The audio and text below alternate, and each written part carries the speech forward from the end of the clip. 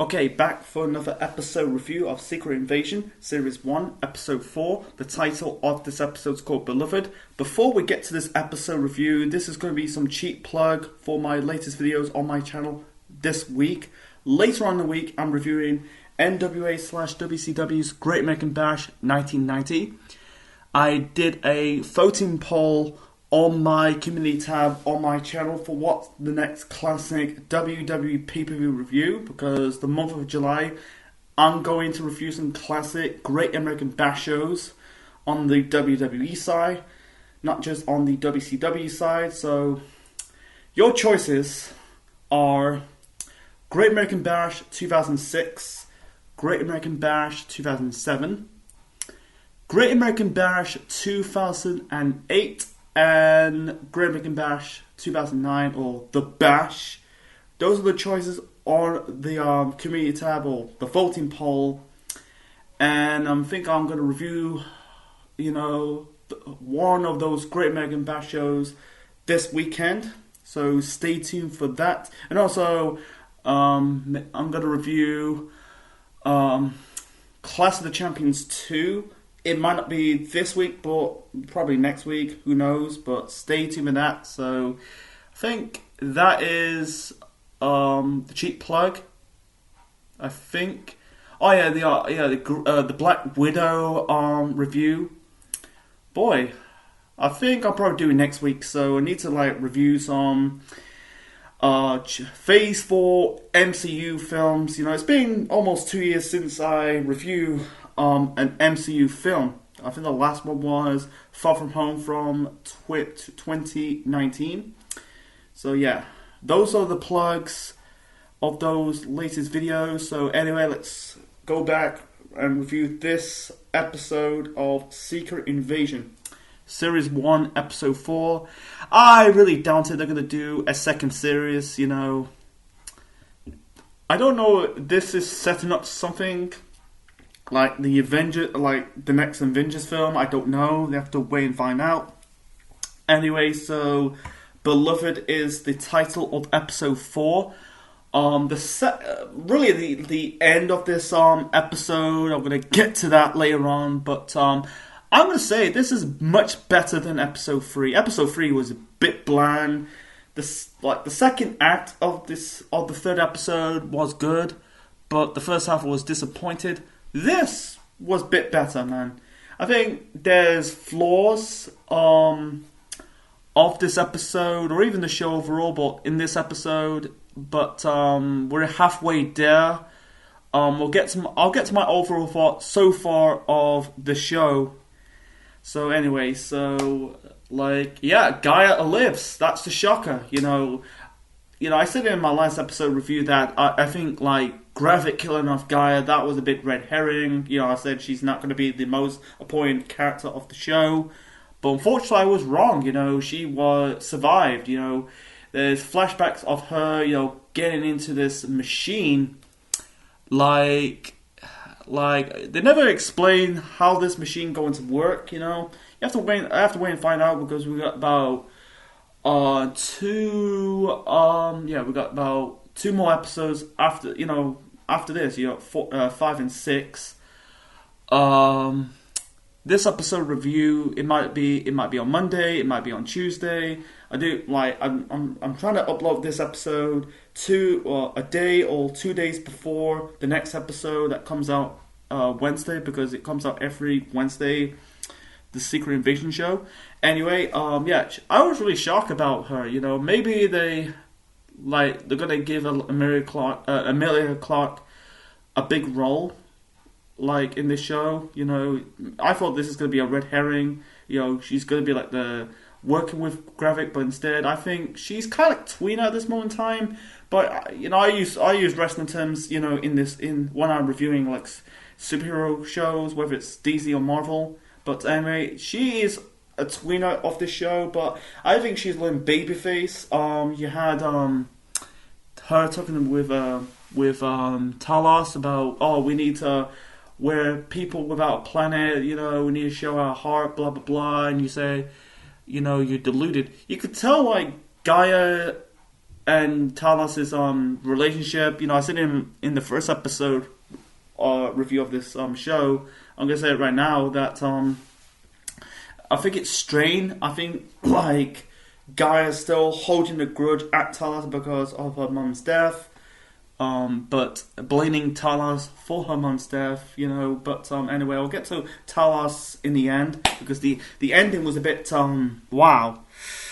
But anyway, so yeah, I think there was a red herring about this really about the show, but this episode is about we find out like it is Vara, you know, Nick Fury's wife, but it's actually Priscilla. It was Priscilla, you know. I don't really get that, man. It's foreign.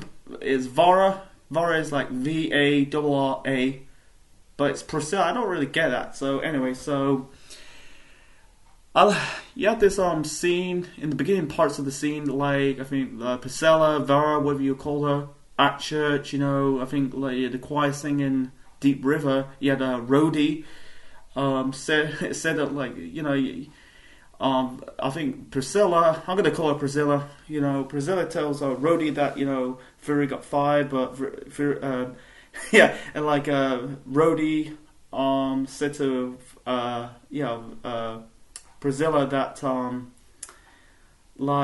I fired Fury, and he said, like, you know, I hit him with a DDT. He's a wrestling term, you know. You see, you know, wrestling references. I hit Fury with a DDT over the top rope, like Undertaker style. I'm not too sure. I'm not really sure if what's his name, Don Cheadle is a wrestling fan. I can't chuckle for that.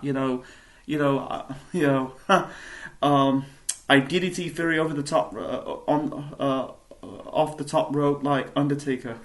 Anyway, so you could tell like this. You could tell the relationship strained, not for Fury and Priscilla, but Fury and Rhodey. You know, that's what's his name? James Rhodes. That's the name of James Rhodey Rhodes. You know, War Machine. But it's like we're not gonna get War Machine for this show. You know, I think they're saving War Machine probably for a bigger project, you know, because we haven't seen the War Machine since Endgames, you know, that's in 2019. Anyway, so I like, you know, you can tell like Fury in this episode trying to, and also I don't really get that, you know, Priscilla, like, you know, there's people speculating that Rhodey is now a Skrull. I think they they're really beating the fans over the head with this. You know, I think that's bullshit. I don't know. I never get that, man. I think that's the reason why there's a lot of people really don't like the show. Like, I don't want to get into that. You know, it's not my business. It's their opinion. But anyway, seeing like this heart moment between. You know, find out like Priscilla is not the real Priscilla. Like she said to Fury that she died of a heart attack. You know, was a heart defect. You know, she said to Fury that she gave me 3 wishes, like bury her overseas, do not hurt Fury, or don't let Fury kill, something like that, and take care of her daughter. I'm not too sure if Fury has I don't know. I'm not really following the comic book side of Fury. It's like. The comic book fans, I compare it to the overall professional wrestling fans. You know, outside, you know, they watch like wrestling outside of WWE. You know,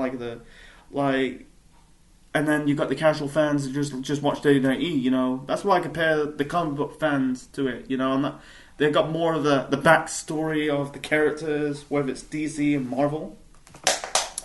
Anyway, so I think he said, I think the second wish he says, the third wish, you know, don't hurt Fury, or don't let, something like that. I can't remember, but like you can tell, like he said to, he had Rhodey saying about killing Fury, wanting to kill Fury. You can see Fury listening up the conversation between Priscilla and Rhodey at the church. You know, maybe you can tell he's not blind; he knows what's going on. Like I said, you know, but anyway, You said like he was a broken man after the blip. You know, I think they need to show more of the symptoms. You could tell like he was a bit beaten and battered about this show. But you know, I feel like this you could tell they given Fury some more character development. I feel like in the last few years or since the start of the MCU, you can tell Fury is getting a little bit one dimensional. Like I don't know. I can't really explain this. I don't want to talk about it. I don't want to go in details of it. But anyway, he said to Priscilla, Farah, you know, Priscilla or the fake Priscilla that like, you know, I didn't have signals for my head, my heart, and mind. I just want to something like stop, you know. He said you can tell like he's apologizing for not be there since the blip, you know. I think it's really hurt Fury, you know. You can tell like Fury is suffering a little bit of PTSD. Like he's in missions, you know, he's in these situations that, you know, he's risking his life to save the world and sometimes giving it up to save the world, you know, countless of times, you know. And but anyways, I see them like there was a teasing like, oh, one's gonna get killed and get shot. Like he said to like the fake Priscilla or Farah that, you know, I'm not sure we're getting a divorce or renounce our vows, you know. I'm guessing they're saying goodbye, saying goodbye, you know, to their relationship, you know. They never flesh out the relationship between it. I think it's just kind of like going back to the first two episodes, episode 3 and this episode, you know, the last episode, going back to 1998 now, fast forward to 2012. I think 2012, this was a few months after the Battle of New York in the first Avengers film. This is about, they never show what year this show is. Like, you know, this has got to be like somewhere about 2025 or 2026. So it's basically about 14 years after the events of the first Avengers film. Anyway, so yeah, seeing her being Rhodey is a bit red herring. I think there's some flaws about the show. You know, I don't want to get into it. I'll explain. I'll get to it when I review the series finale. That's next week because this week's episode 5. I'll probably review that. You know, and review it. Probably wait until next week until the episode 5. Probably do it released it. That episode 5 review probably a day or 2 days before the series finale of the show. Anyway, this episode's about 37 minutes. 37 minutes, you know. I thought this is going to last about half an hour. Did the intro and that's it. Typical sim situation like WandaVision, Falcon and Winter Soldier and other so far MCU shows. But anyway, so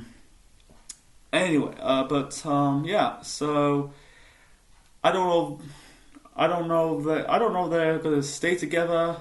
I don't know. Let's move on. Yeah. Trying to remember. Shit. I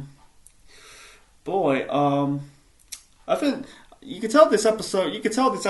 Is focused on storytelling. I think that they focus more on storytelling. You know, we've got the action sequence in the end. We'll get to that. You know, but I'm trying to think, folks. Shit. Rhodey and you can tell Rhodey and Fury's relationship strange. Try to explain that the Skrulls. You can tell Rhodey is a bit sarcastic. You know, he wants his job back. You know, showing the footage of, or basically it was graphic impersonate Fury showing Maria Hill.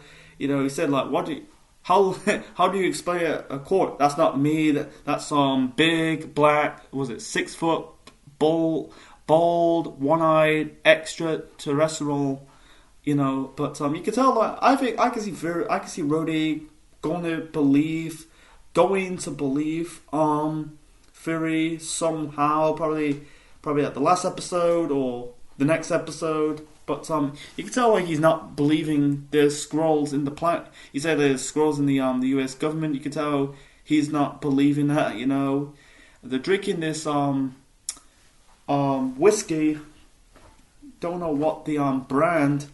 I don't know if that's referencing from the Marvel comics or somewhere about in real life. I'll look it up. I think it's fan. I'm trying to find it. And also, I've got my phone. Oh, Pappy Van Winkle, it's called, and it's whiskey. I don't know. I don't really drink whiskey. You know, it said it's $5,000 for a bottle. It's like shit. No one will buy that. You know. I think it's very. Yeah. Wow. It's like it's very. Holy shit! I checked out. I really checked it, and it's wow. It's very expensive, man. It's very expensive drink. You know, it's like I would never touch that in the barge pole. You know, even though I'm not really a whiskey drinker. I'm more into my lagers than my whiskey. But anyway, you could tell like Rhodey at this moment in time. I think it's after the events of Endgames that he's a suit and tie representing the government. You know, yeah. Like I said, I don't think we're getting. Yeah, I don't think we're getting. War Machine in the show. Probably, I think they're saving it probably for the next Avengers film. Don't know when it comes out. Probably, I think it was like 2026, 2027. So it's basically about 7-8 years after Endgame. You know, it'll be the first Avengers film since the Endgame film back in 2019. It'll be 7 years into the future. So that'll be like Phase 6, Phase 7, something like that. Anyway. But you can tell it's still strain. You know, my gut feeling of the show, I can see Fury getting his job back. You know, but there's a swan song bit. I will get to that later on. But anyway, so the ending was good. You know, seeing like Gravik planning this terrorist attack of the what's it called? Briston is called President Briston. You know, they're not South Park. You know, covering a current president. You know. I don't know. I don't want to go into it. So seeing like the shooting down, I think they're like torpedo like the car instead of it's blowing up. You know, you can tell like the I don't think the president's he's not dead, but kind of like knocked out. So seeing like we got a shocking death of this episode of Talos. You know, Talos. You know, trying to break out the car to save the president. He got shot in the collarbone. You can tell like his form is slowly fading away. You can tell he's nearly half deaf. But wow, it's just seeing Gravik like be the one who killed him. You know, he just stabbed him. You know, But he's personally like a British soldier, knowing that you know, I think the Gravik character for me is slowly growing on me.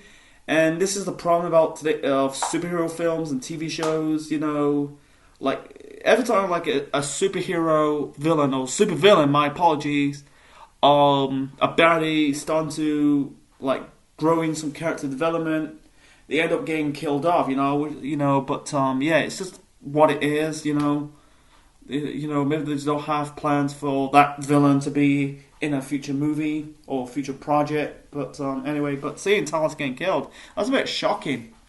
Like, I think this is gonna eat Gaia alive because I think she lost her mom and now her dad. You know, like we're not getting this this like patching up this relationship between father and daughter. That's really really hit.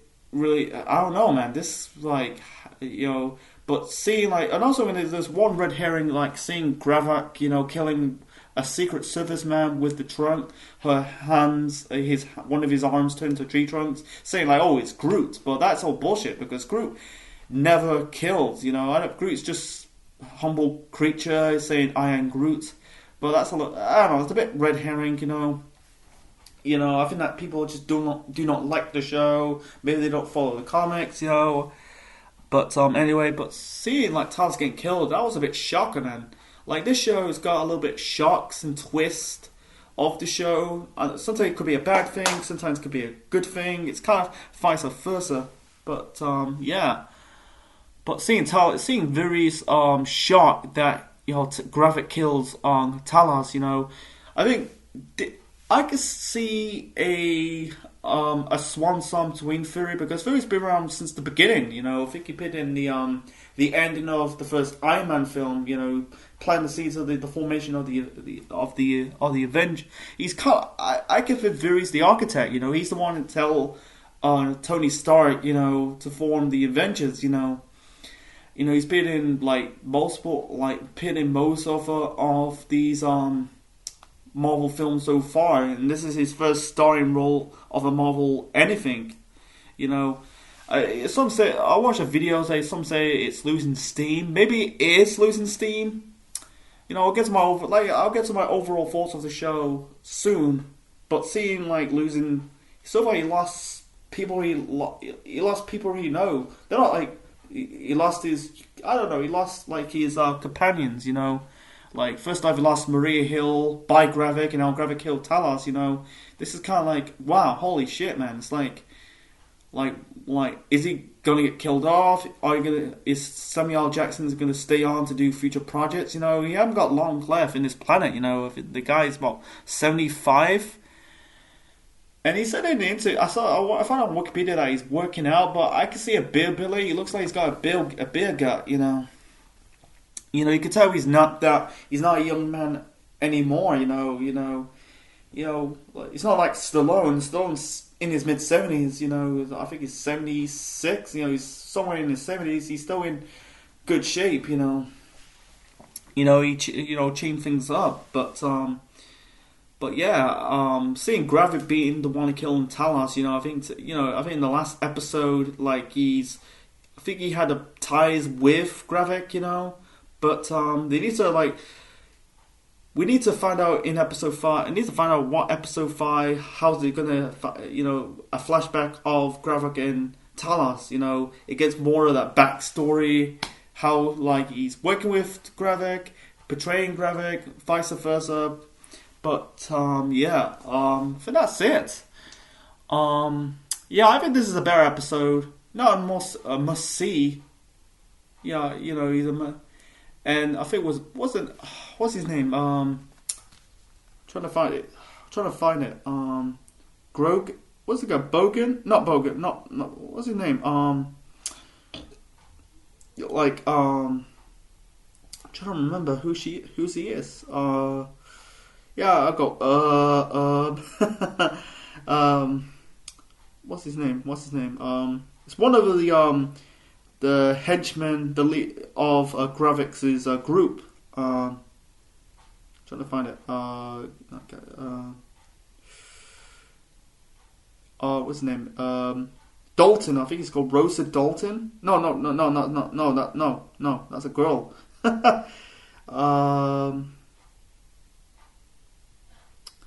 There's a character called Chris Stern. I thought it was Alexander Pierce, but it wasn't him. He looks like him, but anyway, shit. I think I went past it. Not Beto. Oh, Pargan. Pargan. I found it. It's Killian Scott plays Pargan. He said to, I think it's about where's Gaia, and Gravik says to Pargan that he's a scroll mole. I'm guessing she's you can tell Gaia's role. She's kind of a double agent. What side she's gonna be on. Is she's part of Fury's side? Is she part of Gravik's side? I think she's leaning towards Fury's side. But it's really funny. In this episode, Gravik, Fury shot Gravik twice, and you can tell it's regenerating her, regenerate both Gravik and Gaia, because in the beginning part of the episode, Gaia you can tell she got shot in the chest. It's regenerate her. I can see a fight between Gravik and Gaia. I don't know, man. This is kind of they never explain what the machine is going to do. You can tell the signs it's regenerating a scroll, even though Talos didn't got Talos is dead. I don't know, man. Maybe it's a big blow. I think it's a big blow. It's really a sign that Talos is not going to be part of the Captain Marvel or the Marvel show not Marvel show, the Marvel movie. The second Captain Marvel film. I think it's pushed back next year. there's a lot of Marvel stuff pushing back next year. Wow, I'll get to more of that. So anyway, yeah, I say it's a good episode. I think when people just don't like it, maybe it's just like, like they're more focused on the action itself, But for me, I think I kind of like, I think it's a bit better than episode 3. Like I said, they're more focused on storytelling. I think so far we're halfway there. I think so far it's been an okay show. Not being must see. It's not going to be on the same level as WandaVision, Falcon and Winter Soldier. I don't think it's on the same level as that shows. I think it's in the bottom half. I put it like probably in the bottom 3. Like bottom 2 has to be She-Hulk and Miss Marvel. I put it in. This is the 7th or 8th show. Yeah, I put it in the bottom 3. I put it 7th. Moon Knight was good. I think there's only one show this year. There's one show this year. I was shocked. After this show, we got Loki that comes out in October. I checked it. We got this show. That starts 21st. It began on the 21st of June this year. It ends next week on the 26th of July, and then after that we won't have another MCU Disney Plus show until I think it was until October. We've got the second series of Loki that's gonna likely it starts on the 6th of October. I think it ends somewhere in November, and then we've got the Echo show. Actually, we've got 3 shows, actually. The Echo show. I'm not a big fan of Echo. I don't know. I wish they'd just do a second series of Hawkeye, but reality... Yeah, you got Jeremy Renner's accident, That's... I don't know, like, Echo, you got the actress playing, what have you got? Alaqua Cox, who plays, Maya. But we haven't got Kate Bishop. We got Vincent D'Onofrio. We got Charlie Cox. We got Charlie Cox. Reprising the role as Matt Murdock, Daredevil. I think the Echo show is setting up I think it's the Daredevil show that I think they are doing I don't know if they're doing a Daredevil show or movie. And then in the start, you got Ironheart next year. The Agatha show, that's 9 episodes. I think the Agatha show is setting up the Daredevil Born Again show, that's also 2024. It's a shame for What If, because I think the show's... I think people... before we get to that, I think people don't like the show, they're saying this is bad. It's their opinion. I don't say it's a must-see show. For me personally, it's got off a good start. This is just me. Maybe I'm just the minority in the first 2 episodes. You got some good shockers. But yeah, the 3rd episode, disappointed. They kind of pick up again with this episode. But yeah, I'm not saying it's it's in the middle for me. I put it number 7 for me. It's not, it's in the bottom half. If one day I've got to rank the Disney... Marvel shows, on the Disney Plus show, best to worst, But I put it in the bottom 3 for me. It's not terrible, but not perfect. It's in the middle for me. It's a mid card. I call it a mid card. Disney Plus MCU show. But this is not getting the second series. This is probably, I don't know. It's said on anything. So. Anyway, hope you enjoyed this episode review of The Secret Invasion show. Leave your thoughts and comments section below. Smash the like button, click the like, click the bell. Subscribe to the Central 9 Network on YouTube. Be part of the Central Unit for more wrestling videos and more. And we'll be back next week for episode 5 of The Secret Invasion show. So, thanks for watching, guys. This is Ascension Man official.